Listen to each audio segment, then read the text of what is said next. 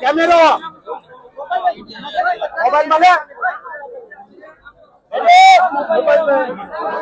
गोपाल भाई ये सो आज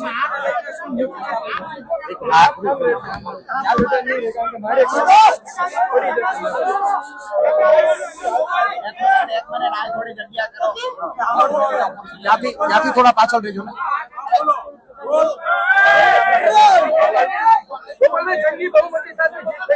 આજે એક ઐતિહાસિક દિવસ છે। આજે ગુજરાતની જનતા માટે એક સુવર્ણ દિવસ છે। ગુજરાતની જનતા છેલ્લા 30 વર્ષોથી જે દિવસની જે ક્ષણની રાહ જોતી હતી એ ક્ષણ આજે આવી ચૂકી છે।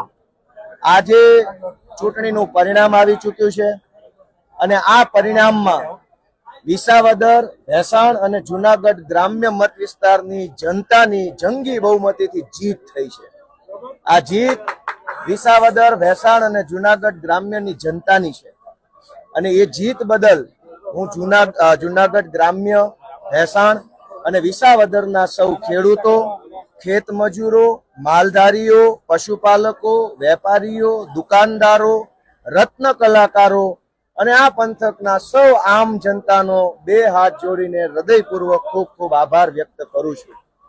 દોસ્તો, આમ જોઈએ તો ચૂંટણીમાં ક્યારેય પણ કોઈ પાર્ટીના ઉમેદવારનો વિજય થાય ત્યારે માત્ર ને માત્ર ઉમેદવાર અને એના કાર્યકર્તાઓ જશ્ન મનાવતા હોય છે। ગુજરાતના ઇતિહાસની આ પહેલી એવી ચૂંટણી છે જેમાં પાર્ટીના કાર્યકર્તા તો ઠીક, આખું ગુજરાત જશ્ન મનાવે છે। દરેક નાનો માણસ, આમ જનતા બધાય આનો જશ્ન મનાવે છે। એનો અર્થ એ થયો કે આ જીત ગુજરાતના કરોડો લોકોની આશા અને સપનાની જીત થઈ છે। આ જીત એ લોકોએ રાખેલા વિશ્વાસની જીત થઈ છે।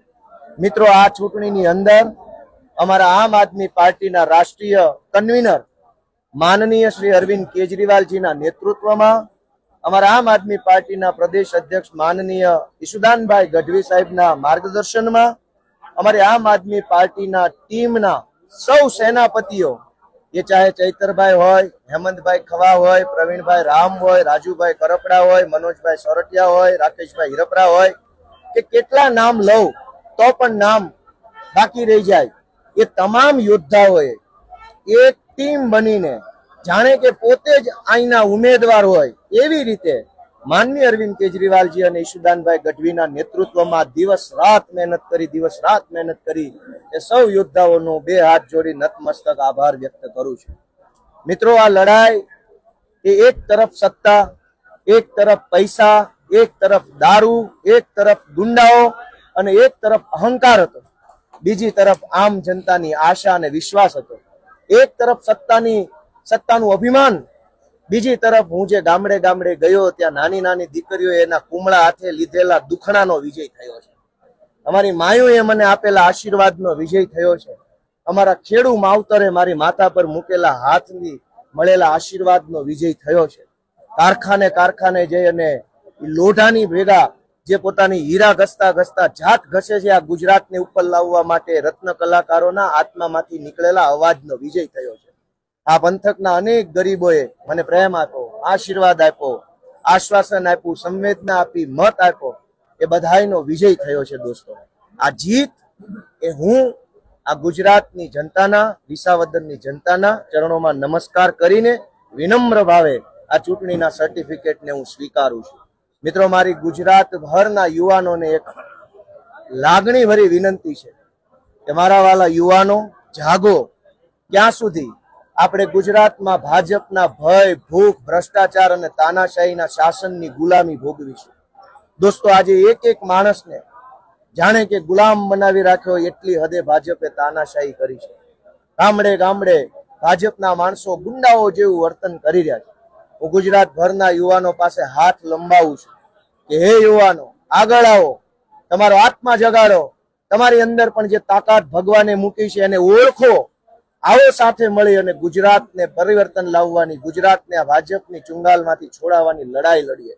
મારી સૌને હાથ જોડીને અપીલ છે કે આજથી ગુજરાતની અંદર ક્રાંતિના બીજ રોપાઈ ચુક્યા છે અને એની અંદર ભગવાને પણ વરસાદ રૂપી આશીર્વાદ મોકલ્યા છે. આજે આ ક્રાંતિનું બીજ રોપાયું, ઉપરથી આ વરસાદ આવ્યો. ભગવાન પણ ઈચ્છે છે કે ગુજરાતની જનતાનો આત્મા જાગે અને ગુજરાતમાંથી ભ્રષ્ટાચારી ભાજપ ભાગે. દોસ્તો, આ વિસાવદર, ભેસાણ, આ જુનાગઢ ઐતિહાસિક ધરતી છે, સાંસ્કૃતિક ધરોહર છે. અહીંયા સંત સુરા સાવજના સ્થાન છે, બેસણા છે.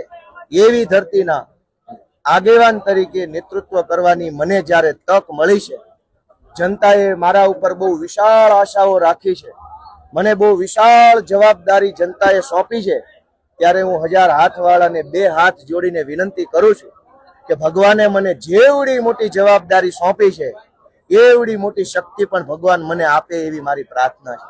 દોસ્તો, હું આ તબક્કે સમગ્ર ચૂંટણી તંત્ર સાથે જોડાયેલા તમામ લોકોનો 2 હાથ જોડીને આભાર માનું છું. આ ચૂંટણીમાં કેટલાક, ફરીથી બોલીશ કે કેટલાક અમુક અધિકારીઓએ, અમુક મોટા અધિકારીઓએ કિરીટ પટેલની ગુલામી કરવામાં પાછું વાળીને જોયું નથી. બેહદ ગુલામી કરી છે. પણ એ સમયે હું આભાર માનીશ નાના કર્મચારીઓનો, તમામ બૂથની અંદર બેઠેલા પ્રિસાઇડિંગ અધિકારીથી લઈ પોલિંગ 1, 2, 3, 4 થી લઈ પટાવાળાથી લઈ સમગ્ર નાના કર્મચારીઓ, નાના પોલીસ, નાના કર્મચારીઓ બધાએ ન્યાયનું કામ કર્યું, નીતિનું કામ કર્યું, ભારતના સંવિધાનના રક્ષણ કરવાનું કામ કર્યું.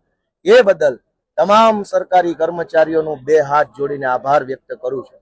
આ ચૂંટણીની અંદર મીડિયા કર્મચારીઓએ પણ દિવસ રાત, ભૂખ, ઉજાગરા બધું જ વેઠીને પણ આ ચૂંટણીને ગુજરાતના ઘર ઘર સુધી અપડેટ પહોંચાડવાનું કામ મીડિયા મિત્રોએ કર્યું છે. એમનો પણ હું 2 હાથ જોડીને આભાર વ્યક્ત કરું છું. સાથીઓ, આ ચૂંટણી છે એ એક માઇલસ્ટોન ચૂંટણી છે.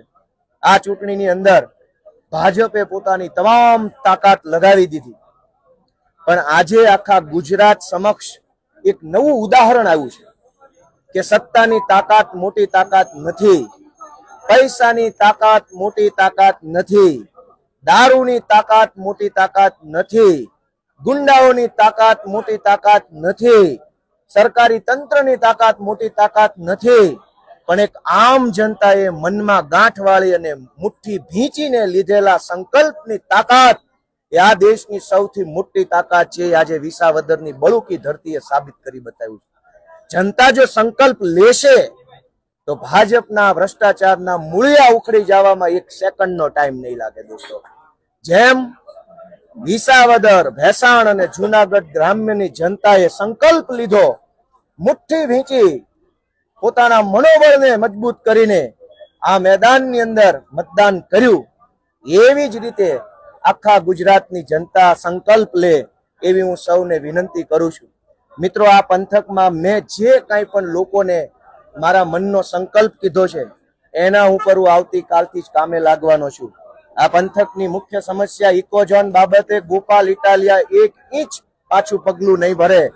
જ્યાં લડવું પડે, જેમ લડવું પડે, જેવી રીતે લડવું પડે એવી રીતે, ચાહે ઇકોઝોનનો પ્રશ્ન હોય, ચાહે સહકારી મંડળીમાં થયેલી ગોબાજાળીનો પ્રશ્ન હોય, ચાહે ટેકાના ભાવના ખરીદી કેન્દ્રમાં થયેલો ભ્રષ્ટાચાર હોય, ચાહે આ જુનાગઢ આખા જિલ્લામાં કિરીટ પટેલે મોટા કરેલા ગુંડાઓનો પ્રશ્ન હોય, એ તમામ પ્રશ્ન બાબતે ગોપાલ ઇટાલિયા જુનાગઢ જિલ્લાનો વિસાવદરનો હાથી બનીને, દીકરો બનીને લડાઈ લડશે પૂરી તાકાતથી. એવું હું આજે પણ ફરીથી મારી વાત મૂકું છું. મિત્રો, મારે એક છેલ્લી વિનંતી ગુજરાતભરના સરકારી કર્મચારીઓ અને સમાજનું સારું ઈચ્છતા એક્ટિવિસ્ટ માનસિકતાના સમાજના કર્મશીલ વ્યક્તિઓને વિનંતી કરવી છે કે જાગો, આત્મા જગાડો, પોતાની જાતને જગાડો, ગુલામી ભગાડો. ગુજરાતભરના સરકારી કર્મચારીઓને વિનંતી છે કે જે સરકારી કર્મચારી સારું કામ કરવા માંગે છે, સંવિધાનનું કામ કરવા માંગે છે, ભારત દેશ માટે કામ કરવા માંગે છે. અરે જો ભાઈ એમને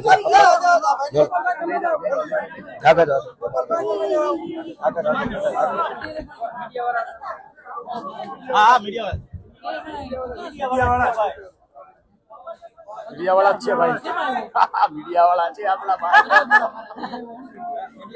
हां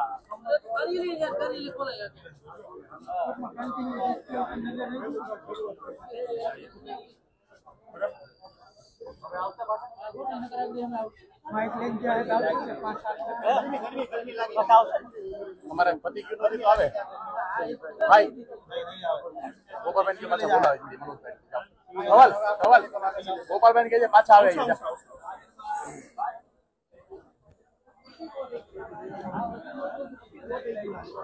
हेलो डीबी वारा के वगासिया एम कोमाणी एमपी वैष्णव एमपी सावरिया एसके आसोगरिया एजे बेरील ઉમેશભાઈ ઇન્દ્રપરા વીએમ મારુ અને જેમ જાલા કાઉન્ટિંગ રૂમમાં આવે.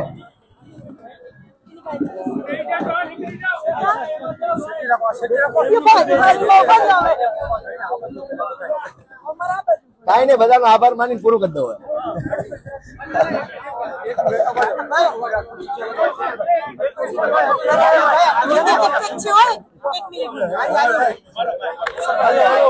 ભાઈ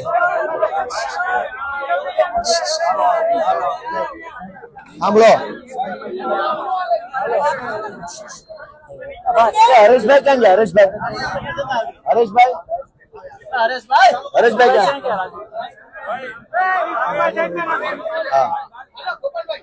હવે તમારો પ્રશ્ન જ લઈ લઈએ.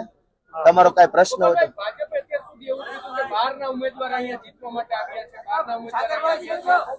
શું કહેશો? હવે તમે જીતી ગયા છો, વિસાવદરમાં કઈ રીતનું ડેવલપમેન્ટ કરશો? શું વિચાર છે તમારો?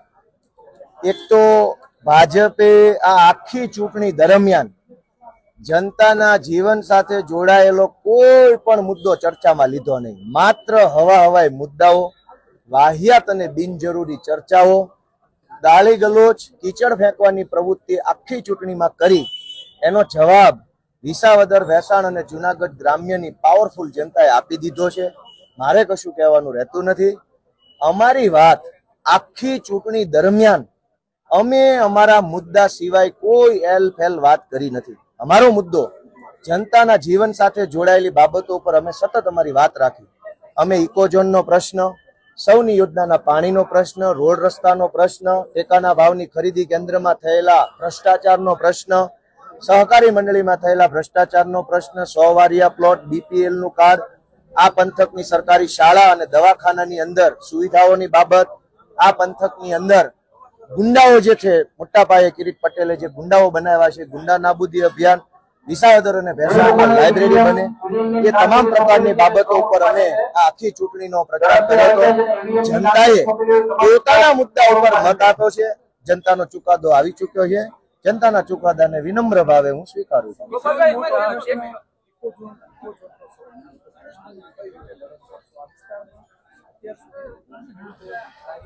ઇકોઝોન જે છે એ ખેડૂતોને બરબાદ કરવા માટે અને ભાજપના મળતિયાઓને આબાદ કરવા માટે લાવવામાં આવેલ એક કાળો કાયદો છે. અમારા આમ આદમી પાર્ટીના માનની પ્રવીણભાઈ રામ 2015 થી આ ઇકોઝોનના મુદ્દે લડાઈ લડતા હતા. આજે એમણે લડેલી લડાઈનું પરિણામ મળ્યું છે. આવનારા દિવસોમાં પ્રવીણભાઈ રામની આગેવાનીમાં ધારાસભ્ય તરીકે હું સાથે રહી અને આ પંથકની જનતાને સાથે રાખીને કોઈ પણ સંજોગોમાં ઇકોઝોન લાગુ ન. આ મુદ્દાને તમે કઈ રીતે વિકાસ થાય એના માટે અન્યાય ન થાય જનતાને અન્યાય ન થાય એટલા માટે જ જનતાએ એડવોકેટ ગોપાલ ઇટાલિયાને ચૂંટણી જીતાડ્યા છે. જનતાએ પોતે જ પોતાનો નિર્ણય લીધો છે કે આ વકીલ જો આવશે તો વકીલનું તો કામ જ ન્યાય અપાવવાનો છે, અન્યાય હટાવવાનો. તો જનતાએ પોતે ન્યાય થાય એના માટે જ મને આ તક આપી છે.